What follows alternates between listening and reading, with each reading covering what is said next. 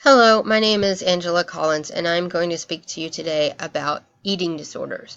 I chose this topic because I've spent the last 10 years as a fitness coach, and now I work with the military. So this is actually something that I've seen, that I've dealt with, and it's something that I'm definitely passionate about speaking about. The prevalence of this in the general population is really low. It's only a few percent, but it's still an issue that needs to be addressed because in the US alone, we are talking about 20 million women and 10 million men. So it's still 30 million people that deal with this in the US alone, not to mention the rest of the world.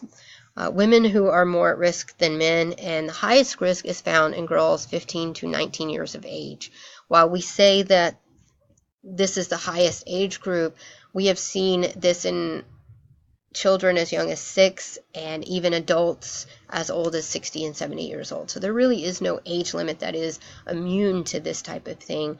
I know my daughter, who is 11, has come to me within the last few weeks to tell me that the girls in her grade level are most worried about their weight and their appearance, while boys in that grade level are worried about their hairline for some reason. That's the thing now to worry about for boys.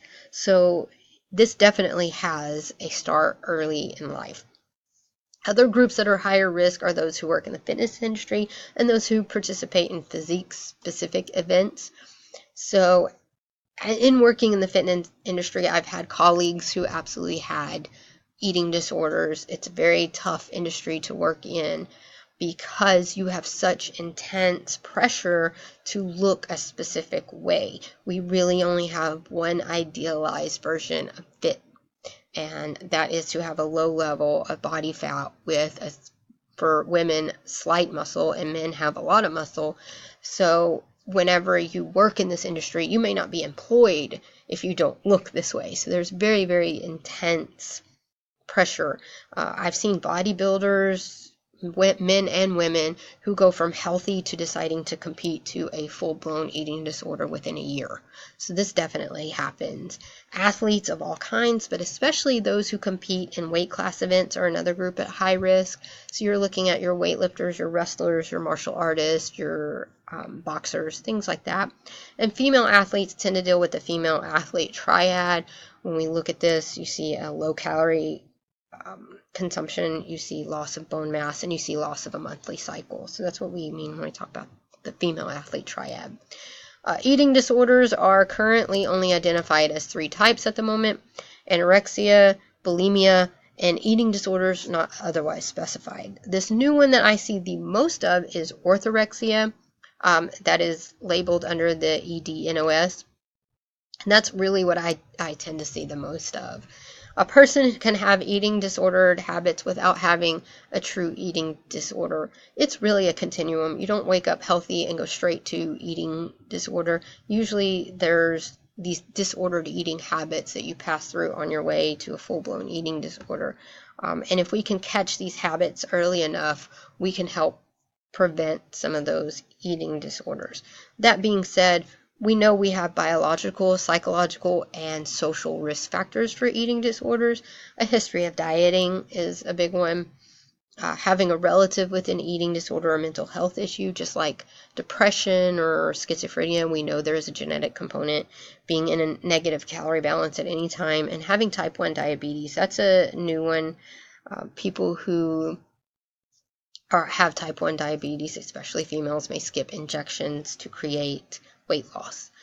Psychologically, perfectionism that leads to rigid behaviors, especially around eating or food. Anybody who's dissatisfied with the way they look, that can be a psychological risk factor. And then a personal history of anxiety is a big one. Cultural weight stigma, we have this quote here: you can never be too rich or too thin. Some people really take that to heart. And we know this quote has been around a very long time. So we do know we have a cultural weight stigma, especially in the US, where we say thin is fit, thin is healthy, thin is attractive. And on the flip side of that, we say fat is disgusting, fat is not attractive, fat is unhealthy. So that is a big part of our society and a big part of what drives this. If people are teased or bullied, especially about their weight, or experience other kinds of trauma, that's a risk factor. Limited social networks where they don't have a lot of interaction with people who have different types of attitudes to weight or bodies, and then that kind of creates this image idealization where there's a perfect body type to strive for. Symptoms of anorexia nervosa. I feel like this is the one that's most known because it's the most seen, the most visual.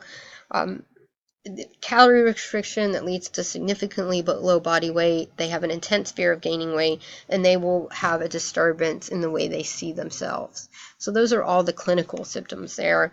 The rest of it is just symptoms that you may see. They'll dress in layers to hide the way they look, develop food rituals, have dry skin, or other physical issues there. Bulimia, they may have evidence of binging or purging, and then they may take steps to create the drinking excessive water, the using excessive amounts of mouthwash.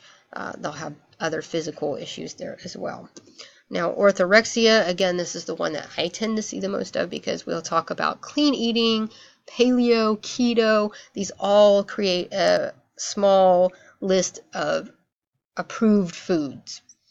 And people may develop an inability to eat anything that's not in that small list. That creates high levels of distress when those foods are not around, and they will start avoiding social situations due to what is being offered at those situations. So they won't go to birthdays or dinner with the family because those types of food that they eat are not served. They will have intense scrutiny of food labels, which means a lot of the times they're looking for a reason not to eat that food. Most people are going to look at food labels to determine what food is better or healthier or more nutritious.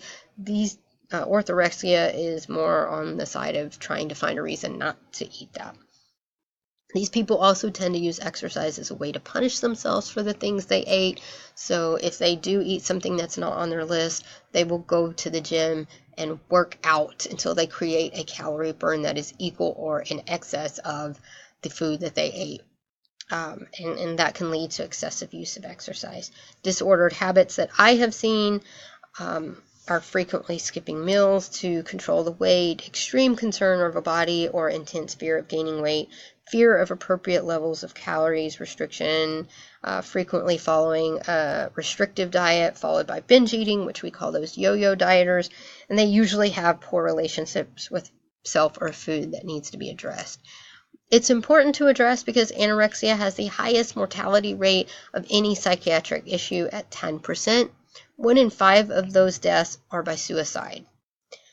Eating disorders also highly correlate with substance abuse, such as alcohol, drugs, laxatives, and that's because they both share common risk factors. They have the highest medical and social disability of all psychiatric issues, meaning even more than schizophrenia. Treatment and help. Treatment is available, but it may be a lifelong issue for most people. Typically, it's multi-pronged approach and requires a team of professionals, so dietitians, medical providers, and counselors. The types of treatment that they offer are beyond the scope of this particular speech. So I want to focus on ways that we can help. We can be advocates for healthy body positivity, and we can raise awareness of how not having a body positivity creates these eating disorders. We can limit our social media postings that promote a thin is best message. We can change how we talk about bodies, especially as females. We really tend to have a social norm of talking bad about our bodies. So one friend will say, oh, I hate my thighs, and then you are expected to say, oh yeah, I hate my stomach. And we can really begin to change that norm. We can start accepting different body shapes and sizes, and we can start avoid using oversimplified advice. A lot of the times we tell people to just eat more, or I know I get told, just eat it, girl, you need to eat a hamburger, you need some more meat on your bones. Yet I am at a healthy weight and healthy body mass. So we just need to avoid using that oversimplified kind of a voice like that. And really, that's where we start to change the environment that creates these things. We can really help to start to get rid of these issues. From there, I have references, and I would like to thank you so much for listening to this today.